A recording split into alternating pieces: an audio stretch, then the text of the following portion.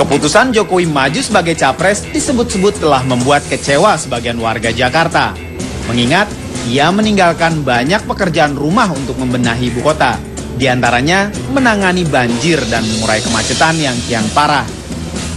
Kondisi lalu lintas di ibu kota Jakarta sudah memasuki tahap darurat macet. Besar harapan warga di tengah kondisi darurat macet tersebut, maka wajar jika tak sedikit kalangan yang menyayangkan Jokowi maju sebagai capres, apalagi ia baru 18 bulan menjabat. Kekecewaan sebagian kalangan itu terlontar dalam berbagai bentuk kritik, analisis, dan bahkan sampai kepada cacian dan hujatan pada kinerja Jokowi di Jakarta. Seperti yang pernah dilontarkan oleh Koordinator Indonesian Traffic Watch, Edinson Siahaan. Menurutnya, Jokowi selama ini masih gagal mengatasi permasalahan jalan di Jakarta, di antaranya kemacetan hingga jalan rusak. Tetapi justru Jokowi meninggalkan Jakarta demi meraih jabatan presiden. Jokowi memanfaatkan warga Jakarta untuk mewujudkan ambisinya yang haus kekuasaan, kata Edison. Kemudian, lanjut Edison, masalah pengadaan bus Transjakarta dan bus kota terintegrasi busway yang diduga ada aroma korupsi, menyusul terungkapnya praktik kotor dalam pengadaan bus-bus yang diimpor dari Cina. Tak cuma permasalahan macet, Jokowi juga dikritik karena kebijakan penanganan banjir Jakartanya dinilai masih tidak jelas.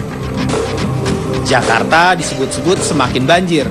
Banyak titik-titik banjir baru yang muncul di beberapa kawasan Jakarta. Jokowi dianggap hanya memindahkan titik banjir ke kawasan lain yang sebelumnya tidak banjir. Setidaknya, itu yang pernah diungkap oleh pakar air Universitas Indonesia, Firdaus Ali. Adalah resiko yang pantas-pantas saja jika Jokowi lantas mendapat banyak serangan dari sana-sini saat dia memutuskan untuk nyapres. Namun, nampaknya sebagian publik yang tak setuju Jokowi nyapres tak melulu menumpahkan kekecewaannya pada mantan wali kota Surakarta itu. PDI Perjuangan tempat Jokowi bernaung juga dianggap paling bertanggung jawab, menculik Jokowi dari Jakarta. Partai besutan Megawati itu juga dianggap memanfaatkan kepopuleran Jokowi demi menaikkan elektabilitas. Termasuk pula cara politisi PDIP menanggapi tentang perselingkuhan perjanjian batu tulis dengan Prabowo. Jawaban-jawabannya terkesan kalang kabut dan sangat memungkinkan terjadi blunder lagi.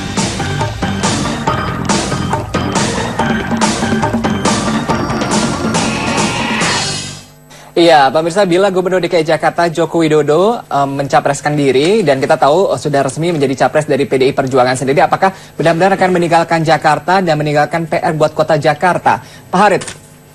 Yang jelas saya coba melihat ya, saya bukannya bicara menyudutkan atau bagaimana, tapi saya namanya pemimpin itu harus amanah pertama, karena dia terus terang. Kalau kita lihat Jokowi dari proses perjalanannya, bicara janji-janji politiknya dia, bicara yang tadi Mas Panji bilang bahwa ASMK itu dilaksanakan, ternyata pas dia jadi gubernur pun ASMK tidak berjalan kan gitu. Dan kedua, bicara masalah banjir sampai saat ini di Pasar Minggu masih banjir. Makanya itu saya berapa bulan ini banjir di Jakarta udah tidak tertangani lagi. Pak Fit, menarik dan begitu. Akhirnya menjadi saya lihat ini jadi banjir nasional akhirnya. Nah itu yang jadi masalah buat kita. Terus transportasi Jakarta memang sampai saat ini menggelinding ini. Dan yang saya sangat sayangkan, Jokowi, dia sudah disumpah di atas Al-Quran itu dia mengatakan siap memimpin Jakarta 5 tahun. Itu kemana sumpahnya? Dengan agama aja dia bisa mengelak gitu, dengan Tuhan ya, apalagi Pak Panji, kita gitu. Sederhana, yang dikhawatirkan tadi bahwa SMK, soal SMK kan saya mencontohkan sederhana. Kalau memang Pak Jokowi menginginkan, ya masukin aja SMK. Perhitungannya bukan di sana. Apabila SMK itu didatangkan ke Jakarta dengan kendaraan yang sudah ada saja sudah penuh. Tetapi pajaknya dari luar ke dalam itu kan ditanggung oleh diambil oleh pemerintah pusat. Maka dari itu ada baiknya semua itu dipikirkan, ibu kota itu ada di Jakarta loh. Bukan lain hal kalau misalnya di daerah lain. Maka dari itu harus ya selayaknya pemimpin pusat sama daerah harus sama. Lain kata begitu dengan Pak Jokowi menjadi capres ini mempercepat terwujudnya Pencapaian kita sederhana, Pak. Normalisasi kali. Kita di Jakarta itu kalau nggak salah ada 25 sungai yang ada di Jakarta. Kalau nggak salah 486 kali ada di DKI. Bayangkan saja, karena tidak sepakatnya anggota Dewan kemarin, PDI Perjuangan cuma punya 11 kursi, yang lainnya bukan PDI Perjuangan, tentu saja tidak mampu membackup semua kebijakan gubernur. Itu paling sederhana. Kebijakan-kebijakan Pak Jokowi begitu sudah tertanamkah di DKI Jakarta begitu meskipun hanya baru 18 bulan kerja? Ya, kembali lagi untuk pencalonan Jokowi ya sebagai capres, saya dari khususnya Partai Bulan Bintang, mungkin kalau secara demokrasi setiap orang kan berhak untuk mencalonkan ya, itu kan usungan dari partai-partai politik. Tapi ya tadi sah-sah saja dari partai untuk mencalonkan siapa presidennya. Masyarakat kan sudah cerdas memilih. Tapi ya tadi kembali lagi untuk Pak Jokowi kan janji 5 tahun ya untuk membenahi Jakarta. Mungkin ini kita lihat kinerjanya baru berapa tadi Mas? Dari 18 bulan. Iya, 18 bulan. Itu mungkin waktu yang baru sebentar. Bagaimana dia membenahi Indonesia, bukan Jakarta loh, Indonesia. Sudah berhasil belum menurut Bu Masri ya? Iya, itu tadi untuk banjir aja belum berhasil. Makanya kalau bisa ya untuk 1 tahun kan belum ada perubahan tuh ya. Jadi saya tambahkan sedikit Pak, kalau misalkan banjir saja tidak terrealisasi, kita bicara banjir, fokus banjir. Banjir itu saya tegaskan bahwa 13 sungai itu dikelola oleh pemerintah pusat. Kita melihat kemarin kejadian di TBC Matupang, masyarakat harus tahu dan jelas bahwa itu adalah jalan punya pusat, artinya jalan negara, jalan nasional. Pemerintah daerah kalau seandainya itu tidak segera diatasi, yang dampaknya siapa? Masyarakat Jakarta. Masyarakat Jakarta akan marah sama siapa? Sama pemerintah daerah. Oke, saya geser ke Pak Harit. Pak Harit ini tadi dengan kata lain begitu mengatakan bahwa pencapresan Pak Jokowi ini untuk mempercepat terwujudnya cita-cita masyarakat Jakarta termasuk mengatasi banjir. Anda setuju? Enggak, saya terus terang ini amat saya sayangkan Jokowi itu menjalankan diri sebagai presiden. Kenapa amanah itu tidak diemban dulu selama? Saya yakin Jokowi kalau 2019 dia mencalonkan diri jadi presiden, saya yakin pasti bisa. Dengan barometer bisa berantakan Jakarta kali ya, Mas. Bisa berantakan karena bayangkan aja. Karena barometer Jakarta aja belum bisa dibuktikan oleh dia. Kan karena dalam bentuk kerja-kerja dia bicara belusukan kan ngapain belusukan? Kerja yang kita lihat bukan belusukan. Kalau saya lihat kerja itu tugas itu sudah diamanahkan oleh bawahannya yang melalui dinas-dinas terkait. Maka dinas-dinas terkait itulah yang harus bekerja. Beliau menyampaikan aspirasinya, dia terjun langsung ke masyarakat, apa yang dikeluhkan masyarakat itu disampaikan. Contoh sederhana, saya bukan mau gembar-gembor, saya bersosialisasi sudah kurang lebih di 536 titik. Artinya semua masyarakat dan bangga dengan Pak Gubernur. Semua kebijakan sudah dirasakan. Tetapi yang terpenting masyarakat bertanya sederhana, kenapa harus Pak Jokowi nyapres? Itu yang pertanyaan bagus. Makanya saya sampaikan, kita sederhana, normalisasi kali tidak terrealisasi, terus terintegrasinya antara terminal dengan stasiun besar. Tapi besar. Perbandingan, kalau saya lihat begini, perbandingan saya mohon maaf bukan bicara pro ke salah satu gubernur. Sebelumnya, gubernur yang sebelumnya itu masalah banjir bisa ditangani dalam bentuk seminggu paling lama. Maksimal 10 hari. Sekarang berbulan-bulan. Tapi kan ini kalau kita lihat stigma Pak Jokowi sini ini kan kebijakannya Pak Jokowi pro rakyat gitu. Anda setuju nggak? Saya rasa bukan pro rakyat ya. Karena dilihat apa? Masalah banjir, berapa yang penyakit DBD itu terjadi saat ini di Jakarta. Waktunya dan berbeda. Ini juga kedua, waktunya berbeda, Bang. Misalkan transportasi jalanan. Jalanan masalah pembangunan lah. Jalan-jalan bolong berlubang di Jakarta berapa ribu titik sekarang. Dan ketiga, masalah sampai nggak tahu. Masalah transportasi yang saat ini, transportasi yang saat ini menjadi masalah kendala. Kan kalau dia menyapreskan dia menjadi, kan berarti itu cuci tangan nih.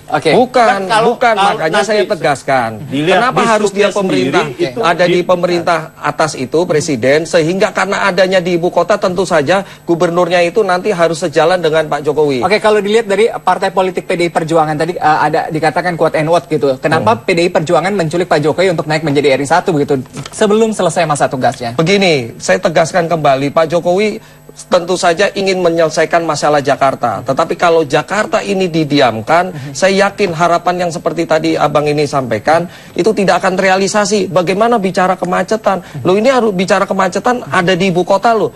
Atau ibu kotanya dipindah. Tapi tadi nggak akan katanya 18 bulan kerja belum kelihatan itu Pak hasilnya. Sudah, kita lihatnya jujur saja. Kita masyarakat harus kita buka matanya, kita cerdaskan. Jangan lagi kita bohong. Masyarakat kita tanya. Nah, jujur, saya juga sudah turun ke lapangan, saya sampaikan semuanya, dan hampir kalau kita bikin polling survei sendiri, itu hampir mayoritas kok bangga dengan kebijakan Bu Masria memang kita lihat gitu, kalau bicara mengenai polling, Pak Jokowi sendiri raja polling gitu, raja survei sendiri, pasti menang Pak Jokowi begitu. Oke, gimana? Ya kita kembalikan nanti ke aspirasi rakyat ya, kembali lagi ke aspirasi rakyat, nanti kan Capres 9 Juli ya, 9 Juli. Nah kita kembalikan sah-sah saja tadi saya bilang, semua partai mengusung pasti ada calon presidennya masing-masing. Ya kita lihat nanti berhasilkah Pak Jokowi. Oke, kalau tadi jualannya PDI Perjuangan ini kan hasil survei begitu ya. Pak Harit sendiri menilainya seperti apa? Kalau saya melihat Pak Jokowi itu masalah pencapresan ini saya rasa agak miris saya. Karena amanah yang dibebankan oleh dia itu ternyata tidak diselesaikan secara utuh gitu ya. Karena proses 18 bulan dia mengabdi terhadap Jakarta, memang dia bicara turun ke bawah segala macam, grassroots bicara belusukan, tapi hanya sebatas itu aja. Oke, tapi bicara proses kita jangan melihat jadi proses pencitraan yang memang udah ada grand design setahun sebelumnya atau 2 tahun sebelumnya, ini yang saya lihat, dan itu kan jadi masalah juga. Oke, Pak, ke Pak Panji. Pak Panji, ini langkah Pak Jokowi sendiri, tadi banyak yang mengatakan bahwa ini grand design, memang partai politik PDI Perjuangan sendiri mendesain untuk Pak Jokowi sebagai batu loncatan menuju RI 1. Tidak setuju, karena gini, beliau sudah menangani ini di Jakarta sudah cukup baik. Dalam 1 tahun aja beliau sudah bisa memperbaiki jalan yang macet tuh. Contohnya di Pasar Minggu, Tanah Abang, itu kan sesuatu kebijakan. Bayangkan saja di Tanah Abang begitu lama, puluhan tahun, tetapi tidak bisa orang diajak bicara untuk pergi. Nah ini juga misalkan Pluit, Waduk Pluit, memang Pluit itu sudah ada, cuman untuk mengangkat mereka, derajat mereka ini derajat loh, bukannya diusir ke era-era terdahulu. Beliau persuasif, kita bicara, ayo kita pindah, toh dia mau gitu. Itu aja. Ya, bukan menggusur, bergeser begitu ya. Ya, benarkah Pak Jokowi sendiri sudah menanamkan kebijakan dan juga mendobrak sistem birokrasi di DKI Jakarta sehingga menjadi lebih baik? Dan debat kandidat DPD DKI Jakarta masih akan kami lanjutkan usai pariwara. Tetap. Ya, pemirsa, debat kandidat DPD DKI Jakarta masih kami lanjutkan, masih bersama dengan 3 caleg dari 3 partai politik, dari Partai Hanura, PDI Perjuangan, dan juga Partai Bulan Bintang. Bu Masria, ini bicara mengenai pencapresan Pak Jokowi sendiri. Kalau tadi dikatakan bahwa ini banyak yang belum selesai, dan juga parpol PDI Perjuangan sendiri ini menculik Pak Jokowi tidak menyelesaikan dan membuat PR bagi pemimpin berikutnya. Berpikiran seperti itu? Ya tadi kan saya bilang, mungkin seandainya dia baru setahun itu kan masih harus yang perlu banyak yang diperhatikan lagi ya, kurang 4 tahunnya. Tapi kan tadi kembali lagi mungkin nanti aspirasi rakyat yang menentukan. Seandainya memang Jokowi benar-benar terpilih sebagai capres, ya itu memang udah aspirasi dari masyarakat. Kalau menurut Bu Masria sendiri, pencapresan Pak Jokowi sendiri suara parpol atau suara rakyat? Iya, suara rakyat kalau bisa. Suara rakyat. Pak Harit setuju? Kalau saya bicara Pak Jokowi itu bukan, kalau bicara suara parpol atau suara rakyat, ini yang saya lihat kan suara survei nih. Suara survei. Suara survei yang terjadi sampai saat ini. Karena kalau bisa untuk pemilihan nanti PD Perjuangan sendiri, melalui Dewan Pimpinan Pusat melakukan juga survei, dan survei itu benar-benar independen dari PD Perjuangan, tujuannya sampai ke sana. Makanya kemarin sebelum-sebelumnya kan Ketua Umum kami menyatakan bahwa nanti menjelang Pilpres baru kita umumkan. Itu semata-mata mau menjaring aspirasi sampai di tingkat bawah. Dan kami yakin karena ini permintaan rakyat, tanda kutip, seluruh masyarakat Indonesia khususnya di daerah, dan kebetulan di Jakarta yang punya, memang wajar keprihatinan masyarakat Jakarta khususnya partai-partai. Jujur ya, untuk sejarah nih Bang, saya kasih tahu aja, dalam sejarah pemilu dari tahun 55 walaupun saya belum lahir, saya lihat belum pernah sesepi sekarang. Semua tidur, tiarap, saya bingung. Ini mau ada pemilu atau tidak? Semua masyarakat bingung. Untuk sejarah artinya apa? Begitu takutnya orang sama namanya Jokowi. Saya bilang, kenapa seorang Jokowi ditakutkan? Bukan. Kalau mau bekerja sama, ayo kita kerjasama. Artinya apa? Rakyat itu sudah cerdas sekarang. Jadi beliau biarkan masyarakat yang memilih. Pak Jokowi juga tidak menekankan lagi kepada birokrasinya. Kalau dulu-dulu birokrasi itu diintervensi, tetapi saat ini Pak Jokowi tidak pernah mengintervensi. Itu satu catatan tersendiri. Ke Pak Harit, ini banyak yang mengatakan bahwa PDI Perjuangan sendiri ini tadi begitu ya, jualan Pak Jokowi begitu ya. Terlihat dari pencapresan Pak Jokowi H-1 sebelum kampanye begitu. Ini ada desain begitu untuk mendongkrak elektabilitas caleg-caleg dari PDI Perjuangan. Anda melihat seperti itu? Yang saya lihat begini, hasil survei yang dilakukan oleh lembaga-lembaga survei yang ada di Indonesia ini mengatakan survei elektabilitas bahwa Jokowi itu 36% ke atas. Ya. Berarti kan apa? Kalau PDI saat ini kalau mencalonkan tetap tidak mencalonkan, berarti posisinya tetap di angka 20%. Oke.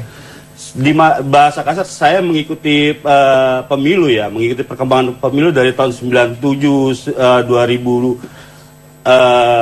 dari 2004 sampai 2009 sampai 2004-2009 ini hasil survei yang mengatakan bahwa bicara menaikkan tokoh partai politiknya sendiri atau Ibu Mega yang kita lihat, partainya sendiri hanya di atas di bawah dari 20%. Oke, Pak Harit, yang menurut Anda yang kelihatan sebenarnya figur Pak Jokowi begitu ya, atau figur Ketua Umum dari PDI Perjuangan? Kalau saat ini saya lihat figur Jokowi.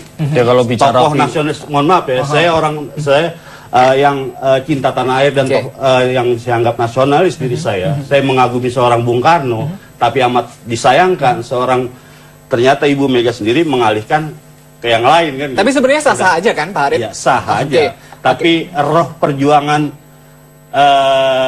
PDI Perjuangan itu yang saya sayangkan. Bu Mas Ria juga melihat begitu. Ini artinya begitu Trust Soekarno sini sudah mulai bergeser dari PDI Perjuangan. Iya, itu yang saya rasa ya, kalau bisa mungkin tadi seperti Pak Arief ya, itu jadi tren PDIP dari Bung Karno itu sudah bergeser ke tempat. Oke. yang lain. Tapi Pak Panji kabarnya refleksi Pak Soekarno sendiri ada di sosok Pak Jokowi. Gitu. Iya, makanya dari itu dulu zaman era Ali Sadikin, almarhum Pak Ali Sadikin sudah kita lakukan, beliau sudah menjalankan dengan baik, maka di era ini saatnya era Pak Jokowi melakukan tugas-tugas secara maksimal. Kita buktikan nanti di 2014 ini beliau terpilih menjadi presiden insya Allah, terus setelah itu beliau melakukan tugas. Kita yakin, masyarakat yakin bahwa Jakarta akan menjadi sesuatu kota yang besar, baik, dan seluruh masyarakat Jakarta akan menikmati. Tentu saja catatan nih, parlemennya harus kuat. Karena kenapa? Kita belajar dari era Orde Baru.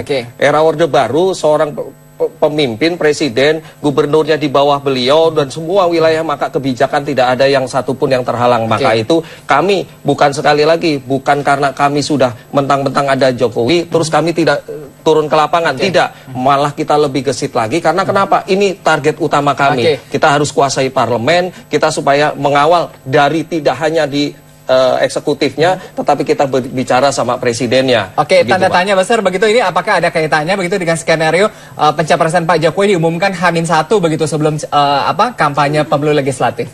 Nah, kalau itu kewenangan Dewan Pimpinan Pusat. Jadi bagi kami, setelah Dewan Pimpinan Pusat meminta Jokowi jadi capres, maka kami melaksanakan kebijakan itu. Sama halnya dengan dengan Pak Jokowi datang ke Jakarta, kayak kekurangan tokoh saja di Jakarta. Tetapi memang kita butuh seorang tokoh yang benar-benar tanda kutip kita bicara juga dari hati lah, bahwa kita butuh pemimpin yang jujur, amanah, dan benar-benar. Kalau bicara materi, Pak, bicara materi beliau bukan apa-apa, tetapi beliau mau bekerja, wah, itu sudah di luar lah.